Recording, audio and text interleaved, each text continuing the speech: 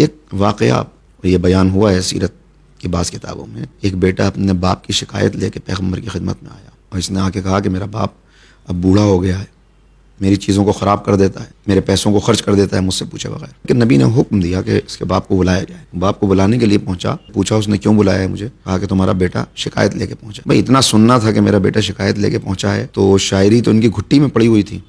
اس کے جو جذبات غم تھے وہ اشعار کے قالب میں ڈھلنے لگے. وہ تو وہاں شعر کہتا ہوا چلا آ رہا ہے، یہاں جبرائیل آ گئے اور کہا یا رسول اللہ اس سے کچھ کہنے سے پہلے اس سے پوچھیے گا کہ تم نے راستے میں کون سے شعر ہیں جو کہیں. اچھا. وہ پہنچا بوڑھا باپ جب خدمت پیغمبر نے تو نبی کریم نے کہا کہ وہ کون سے اشعار ہیں جو تو نے راستے میں موضوع کیے ہیں. تو وہ چونک پڑا. اس نے کہا کہ میرے اللہ نے اس کلام کو سن لیا جس کلام کو ابھی میرے کانوں نے بھی نہیں سنا. رونے لگا اور روتے ہوئے کہا کہ یا رسول اللہ جب مجھے یہ پتا چلا کہ میرا بیٹا میری شکایت لے کے آپ کے پاس آیا ہے تو میرے جذبات غم ہیں جو اشعار کے قالب میں ڈھل گئے. کہا کہ بیان کر، تو نے کیا کہا؟ تو وہ اشعار سارے موجود ہیں، میں مفہوم ان کا اپنے ناظرین و سامعین کے لیے عرض کرتا ہوں. اور اشعار یہ تھے کہ اس نے کہا کہ میرے بیٹے جب تو پیدا ہوا تو میں نے اپنے لیے جینا چھوڑ دیا. اب میری تمام تر توجہات کا مرکز تیری شخصیت تھی. میں کماتا تھا تیرے لیے، بچاتا تھا تیرے لیے. اگر تو کبھی بیمار ہوتا تھا تیری ماں تو رو لیتی تھی، مجھے رونے کے لیے بھی کوئی گوشہ تلاش کرنا پڑتا. کوئی رات اگر تو بے چین ہے تو وہ پوری رات مجھے جاگتے ہوئے گزر جاتی تھی. کبھی تو بیمار ہو جاتا تھا تو میں طبیبوں کی طرف دوڑ پڑتا تھا اور مجھے تیری موت کا خوف مجھے ستانے لگتا تھا، جبکہ میں جانتا تھا کہ ہر بیماری موت کا پیغام لے کے نہیں آتی.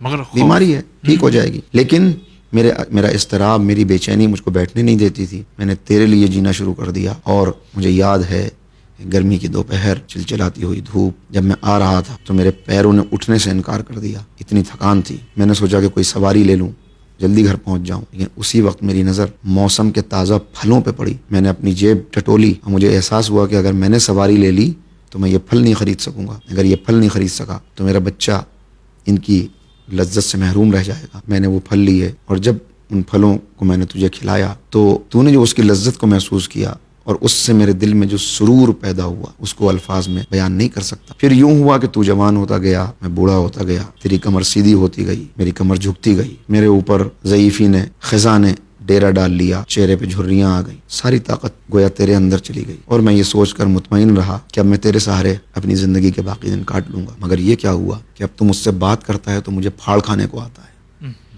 تیری آنکھیں ماتھے پہ چڑھ جاتی ہیں. میں نے دیکھا ہے جب تو میرے پڑوسی سے بات جو میری ہی عمر کا ہے تو بڑے ادب سے اسے سلام کرتا ہے، تو اس کا احترام کرتا. تو نے مجھے اپنا باپ نہ سمجھا ہوتا، اپنا پڑوسی ہی سمجھ لیا ہوتا اور پڑوسی سمجھ کے میرا احترام کر لیا ہوتا. اچھا، میں اپنے باپ ہونے کا دعویٰ بھی واپس لیتا ہوں، لیکن میں تیرا باپ نہ صحیح، ایک خادم ہی صحیح، لیکن ایک خادم کو بھی تو کوئی عزت سے روٹی کھلاتا ہے. مگر آج تو میری شکایت لے کے میرے نبی کی بارگاہ میں پہنچ. یہ اشعار بیان کر رہا تھا، وہ بھی رو رہا تھا، اس کا بیٹا بھی رو رہا تھا، رسول اللہ بھی رو رہے تھے، اصحاب بھی رو رہے تھے. اس کے اشعار مکمل ہوئے، پیغمبر آگے بڑھے، اس کے بیٹے کا بازو پکڑا اور کہا انت و مالک لابیک، تو اور تیرا مال تیرے باپ کا، سب تیرے باپ کا، تجھے حق نہیں ہے کہ تو شکایت کرے. تو باپ کا رتبہ، اسی لیے دیکھیے اسلام جو ہے وہ دین مساوات نہیں ہے، دین عدل ہے.